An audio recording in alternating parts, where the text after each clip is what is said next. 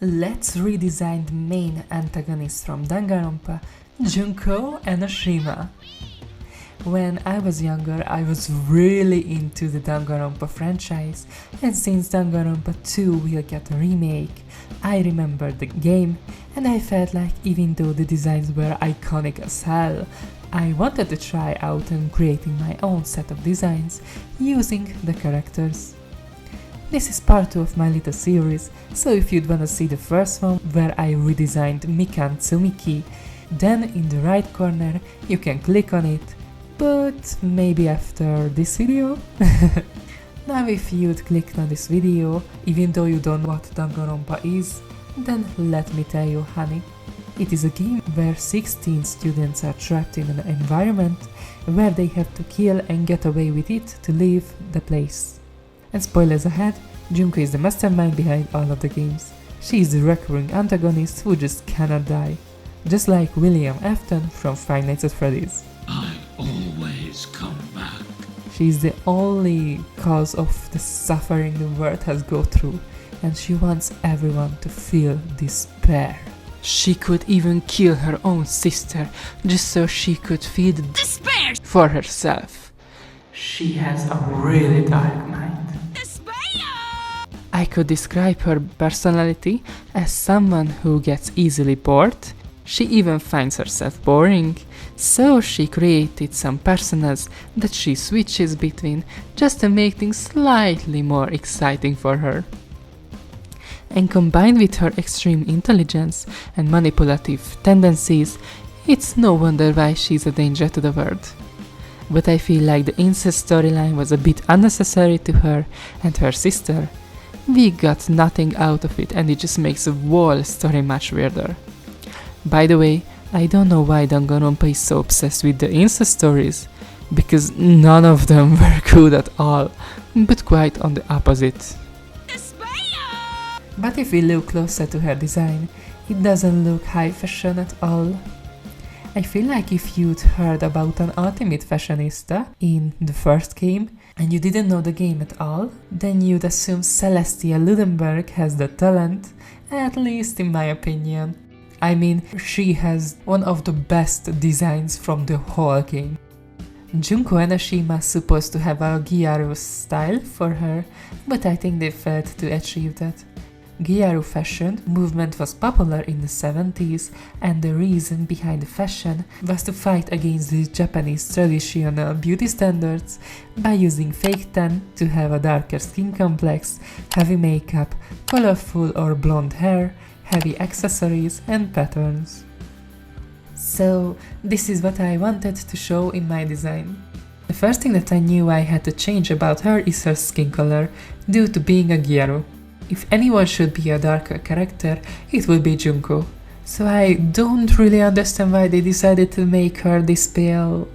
But I was afraid that I could possibly ruin her color palette by making her skin tone a bit different, but then I tried it out and it looks amazing. It really holds the design well together. And with these complexes, she can have pale lips as well, since that was also something that many Gyarus wore. It is the same color as her hair, by the way. And it's also quite weird how they didn't give her makeup at all. It makes no sense to me. So I'd like to give some black eyeshadows for her, and as I mentioned earlier, pale lipstick. And I'm not sure why in anime in general only bad bitches wear lipsticks who deserve to burn in hell, but I feel like with this they limit themselves so much more, because makeup shows personality and character.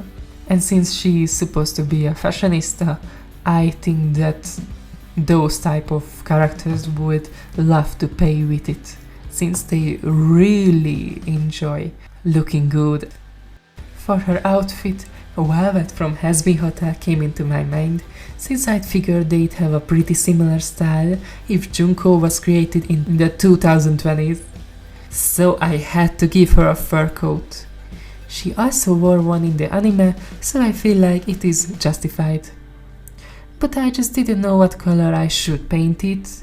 I thought cream, black, white, but I ended up making it black and white, to show her connection to Monokuma more, since in my redesign she has no tie. And to make her outfit more stunning, I found an inspiration of Shane, and for her skirt I decided to give some denim texture, which would make her more interesting in my opinion. And finally, I thought about giving her some leg warmers, but decided against it since it would be too much fur texture, which would make her design feel less unique. So in the end, I gave her some stockings with a red high heel.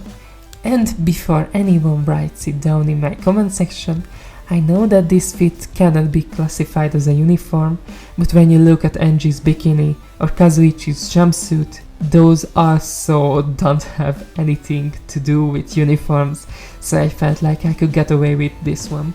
And I don't really understand why you should really limit yourself with this kind of a rule.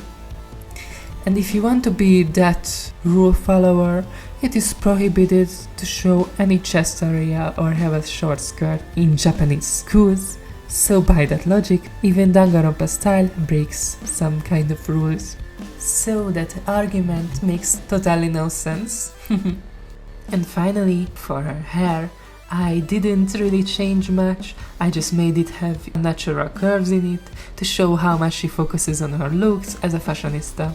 But in the second drawing, I was a bit lazy to make her hair that complex, and I thought that I could get away with it.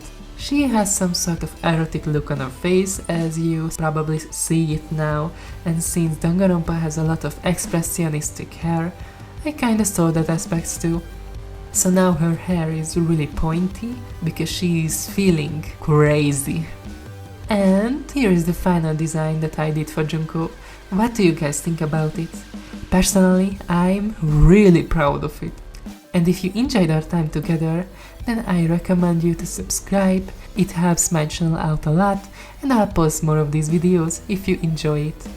Also, if you have any recommendation on who I should redesign next, then please don't keep it to yourself and write me a comment. But enough with the self-promo. I was Mind, and I'll see you all in the next video of mine. But until then, have an amazing day and goodbye!